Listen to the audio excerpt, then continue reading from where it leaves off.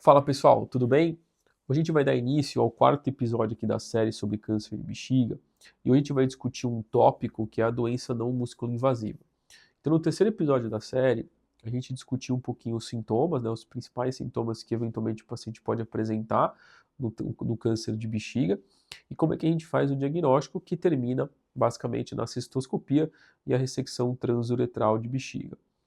Quando a gente faz a ressecção transuretral de bexiga, o primeiro tempo da cirurgia é fazer uma cistoscopia. Então a gente olha para ver tamanho de lesão, quantidade de lesão, e aí você faz a ressecção e tira todas as lesões possíveis.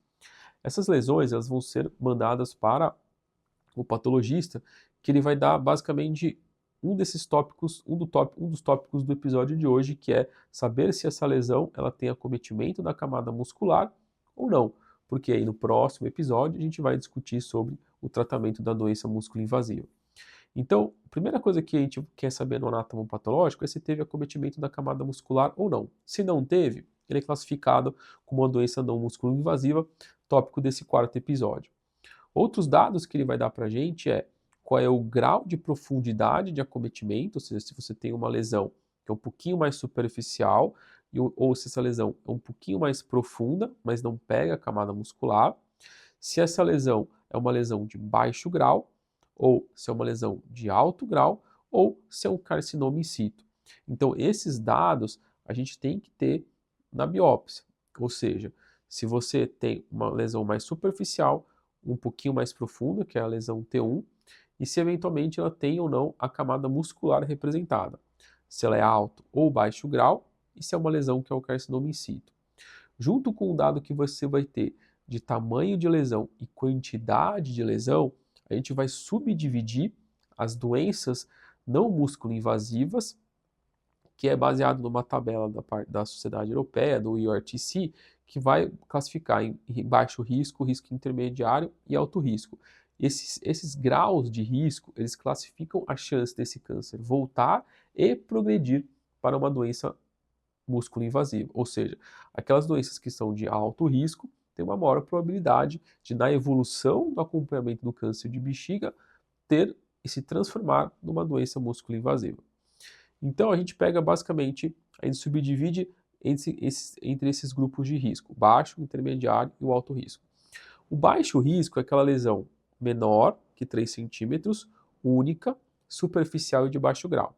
Essa é basicamente o grupo de baixo risco. O alto risco são as lesões T1s, ou seja, mais profundas, de alto grau e com carcinoma in situ associado. E, eventualmente, aquelas lesões que já recidivaram múltiplas vezes. Então, a lesão de alto grau, T1 de alto grau e o carcinoma in situ é a lesão de alto risco. O risco intermediário seria o entre essas duas, ou seja, uma lesão de alto grau, mas não tão mais superficial, entendeu? Uma lesão T1 mais de baixo grau. Então, são lesões de risco intermediário, maiores que 3 centímetros, mais um TA de baixo grau. Então, aí você se subdivide esses baixos riscos, risco intermediário e alto risco, que para a gente o que vai traduzir é como é que a gente vai nortear o tratamento e o acompanhamento desses pacientes. Por quê?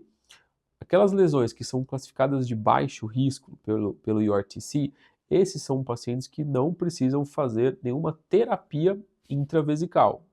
Ou seja, eles vão ser acompanhados com exame de imagem, cistoscopias eventuais, enfim, durante o tempo de segmento do acompanhamento. Para os pacientes com risco intermediário e alto risco, esses pacientes obrigatoriamente vão fazer terapia intravesical. Hoje, atualmente, é a onco-BCG ou a gencitabina que a gente tem feito devido à falta da onco-BCG. O que vai mudar entre o risco intermediário e o alto risco é o tempo de aplicação. Ou seja, na onco-BCG são pelo menos 1 ano no risco intermediário e 2 a 3 no alto risco. Para a gencitabina, pelo menos 6 meses no intermediário e 1 ano no alto risco.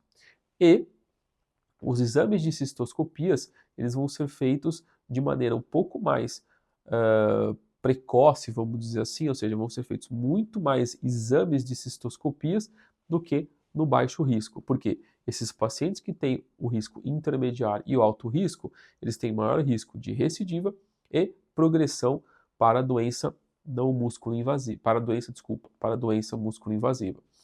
Existem pacientes que no acompanhamento eles podem se tornar refratários a BCG, ou seja, apesar de fazer o tratamento com a BCG, ele não resolver a lesão ou recidivar num grau maior. Então são aqueles pacientes que a gente classifica como refratários a BCG. O que eventualmente pode ser feito e hoje em dia tem que se discutir com o paciente? Ou esse paciente que é refratário a BCG ou até a gencitabina que está faltando, que devido à falta da BCG, esses pacientes eles podem ser discutido o tratamento para a doença músculo-invasiva que a gente vai comentar no próximo vídeo, que é a cistectomia precoce. Hoje em dia tem surgido e feito outras alternativas para esses pacientes refratários a BCG, que é a combinação de gencitabina e docetaxel intravesical.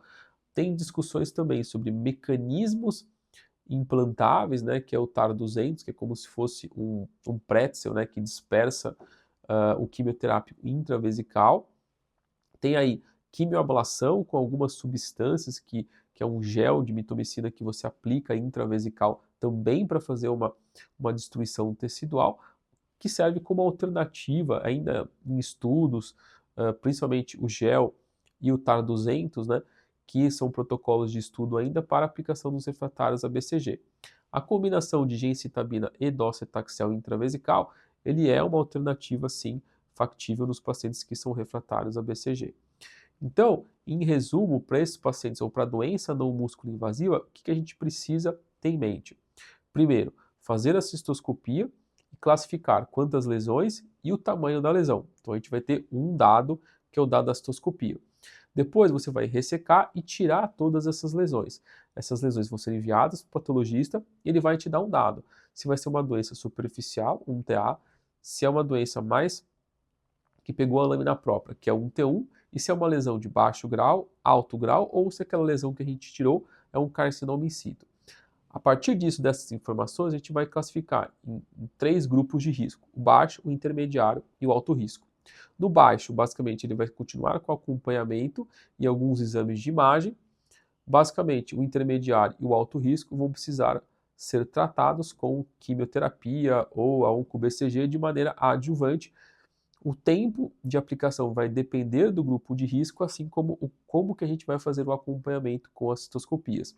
Se esse paciente evoluir a refratariedade da onco-BCG ou gencitabina, você pode discutir a cistectomia precoce, tratar como uma doença músculo-invasiva, ou você tem outras alternativas, como, dependendo do tempo de aplicação da BCG, você pode fazer um novo teste, uma nova indução, ou outras alternativas como gencitabina e docetaxel intravesical.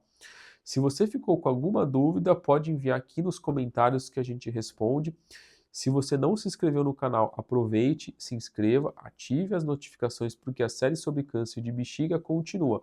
No 5º episódio, a gente vai falar um pouquinho sobre o tratamento da doença músculo-invasiva. Tranquilo? Até mais!